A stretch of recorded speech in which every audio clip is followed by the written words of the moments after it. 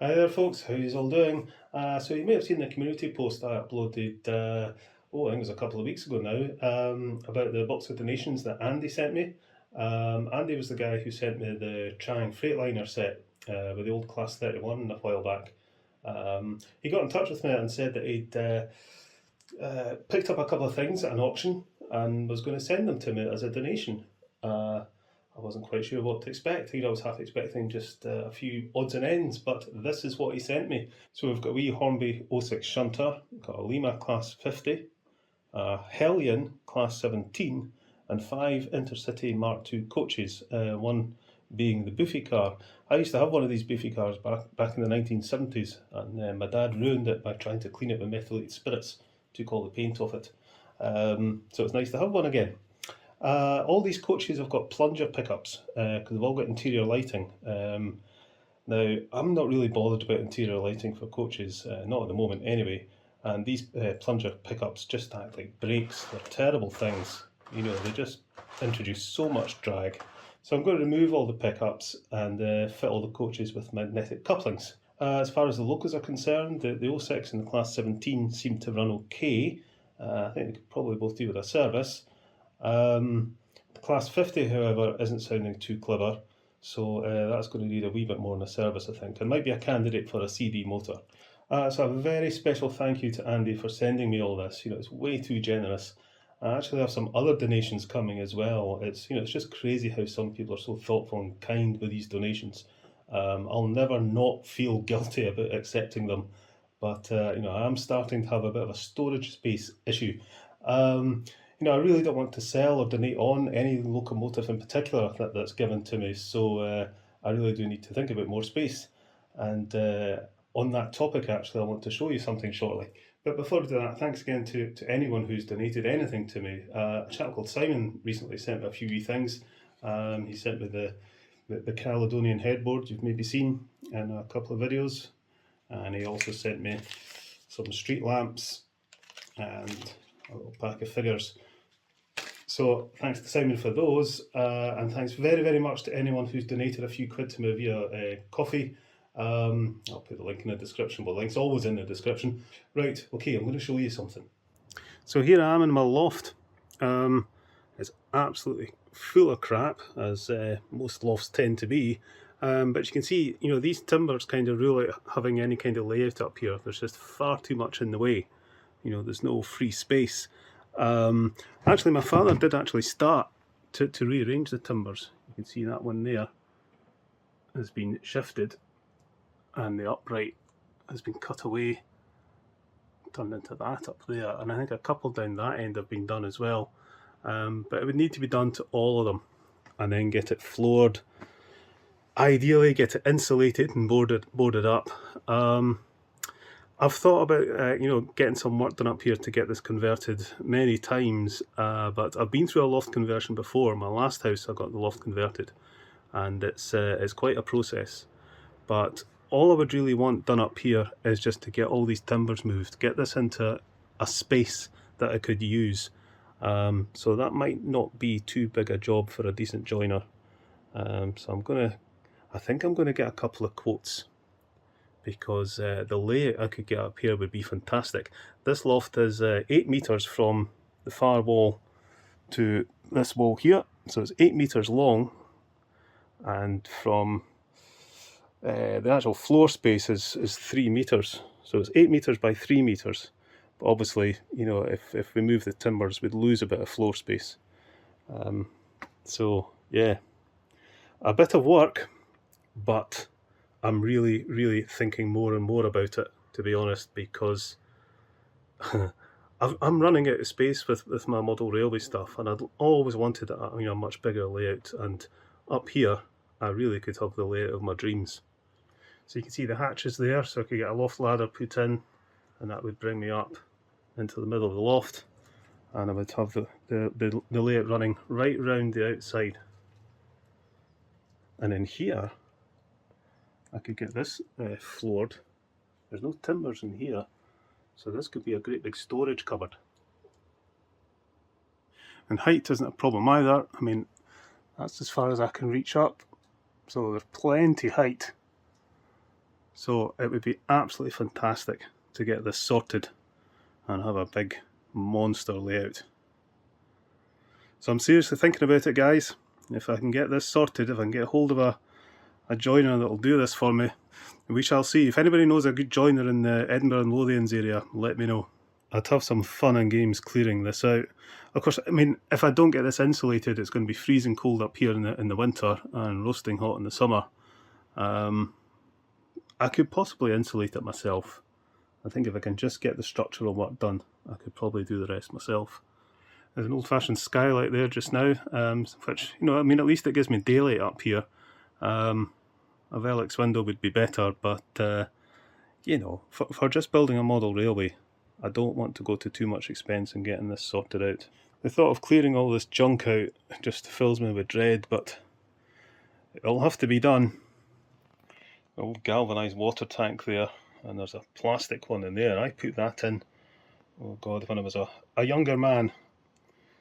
I took that out because it's full of rust and put in a plastic tank. But these are disconnected now, we've got a direct system now, but these will have to come out as well.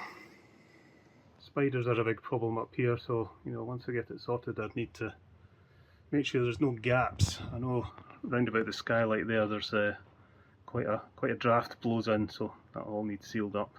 Another problem up here will be noise pollution from outside. You know, you hear everything. You know, it's nice and quiet down in the railway room just now, but up here you'll hear cars going past, dogs barking, planes, kids, everything. And even if it was insulated and boarded up, it wouldn't make an awful lot of difference. You know, it doesn't insulate, you know, it doesn't soundproof that well. So, yeah, but I still think it'd be worth it for what I could get up here. But the more I think about this, the more I like the idea, and you know, I'm already planning the layout in my head. Yeah, it could be a lot of fun, but an awful lot of expense. So we shall see. So there we are, that was my loft, and who knows, maybe that's where the future of this channel lies. We shall see. Right, okay, I'm going to do a separate video for the Class 50 and the Class 17, but this little 06 Shunter I'm going to have a look at just now. I'm pretty sure it's just going to need a wee bit of a clean and some fresh oil, because it does seem to run okay. So we shall get this into the shed, into the bench, and have a wee look at it just now. Oh, wrong way. Okay, so we'll get a wee look at this. Now you've maybe noticed in some of my videos when I'm sitting here that it, you know, suddenly gets brighter or darker. There's two reasons for that. One, I've got a window right in front of me here, so I can work in daylight, and I also have a desk lamp just above me. And I've discovered it's really the desk lamp that causes the problem. When my hands are, you know, moving around, it changes the light because of the desk lamp. You know, my hand gets in front of the desk lamp, and the exposure setting on the camera just tries to compensate. So I found that by switching the desk lamp off, it seems to be, you know, the light condition is much more stable. But it's harder for me to see what I'm doing. So I've bought myself some of these. You can get these on Amazon, and you've got sort of interchangeable magnifying goggly things. I think these are 3 times magnifiers. They seem to be actually more powerful than the 4 times specs that I normally wear. But the good thing about these is they've got an LED light in them as well, so that'll help me see what I'm doing without putting the desk lamp on, and hopefully will give a slightly better quality video. So we'll pop these on, and then I can see what I'm doing very nicely, actually. Yeah, I quite like these.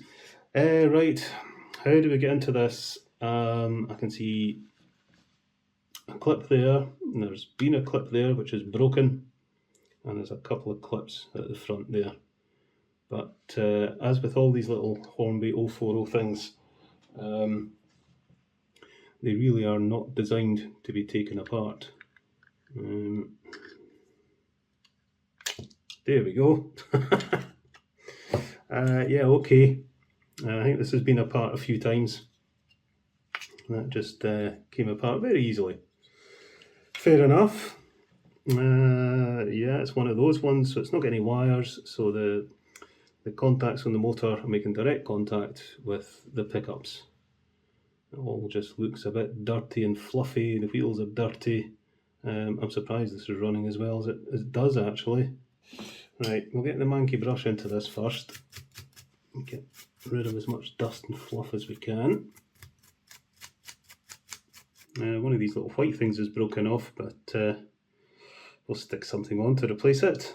It's a reasonable weight, this. This is made of metal, so that's a good weight, which is really what you want for these little 040s. The heavier they are, the better. Try and keep all four wheels in contact with the track at all times, going over points and stuff, and it'll run better. Pipe cleaner just behind the wheels, just to get rid of the fluff. We'll see how badly this suffers from the slight waddling issue that these little 040s tend to do. They tend to do that a little bit. This didn't seem too bad when I ran it though, so hopefully we won't have to worry about that too much. Yeah, okay. I'll give the wheels a clean. We'll just get the rotary tool onto them.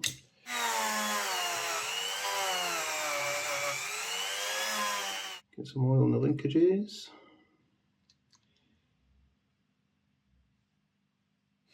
Right, we'll see what we can do to replace this broken little white thing. So I think what I'm going to do is just carve down a cocktail stick and sand it.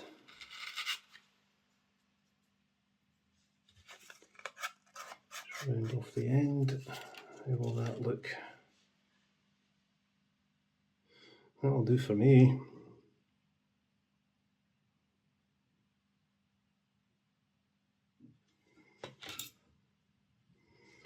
There we go.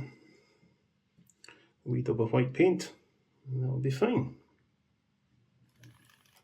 Yeah, it does have the usual slight side-to-side wobble that these things tend to. I'm not too concerned, to be honest. What we'll do, right, okay, I think we'll just put this back together. All I want to do was to give this a quick clean out and some fresh lubrication. So that's what we've done, and we've fixed the wee white pointy thing. Right, okay. So that's going to go down in there, and that's going to go there.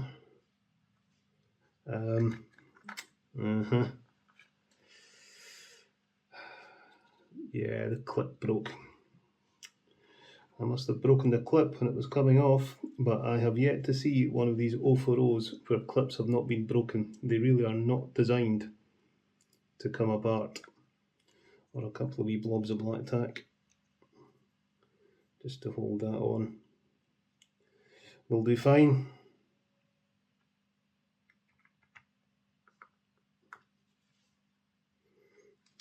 There we go, that'll do me. Right, where's the dusty brush?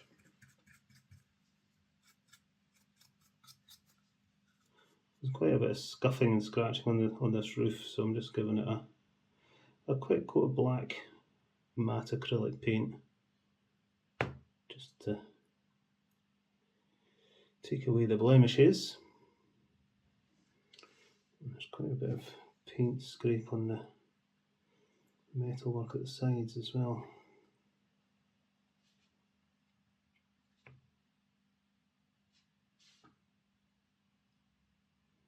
I don't like seeing die-cast metal showing through paint.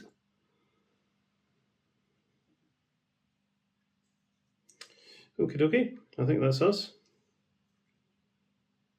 Okay, so there we go, we've cleaned it, oiled it, touched up the paintwork, stuck a pointy thing on.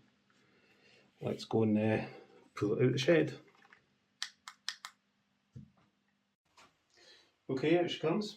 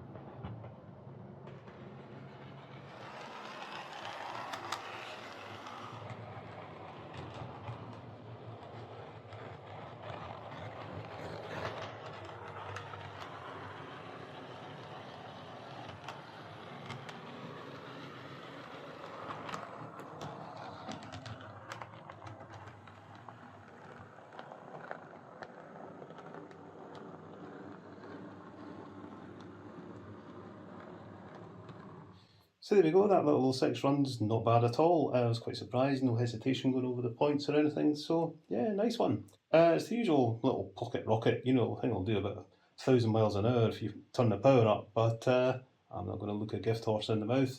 Nice little engine, and another one for the collection. Thank you so much again to Andy for sending all this as a donation. I really am a little bit lost for words, actually. You know, just amazing. I'll probably look at the Class 50 next. I'm looking forward to getting into that. It's a really nice looking locomotive. And I quite like getting the old Limas running nicely. So I'm looking forward to that one. The Hellion, well, it's a Hellion. That'll be an adventure. Right, okay. Thanks once again to Andy, and I'll catch you later, folks.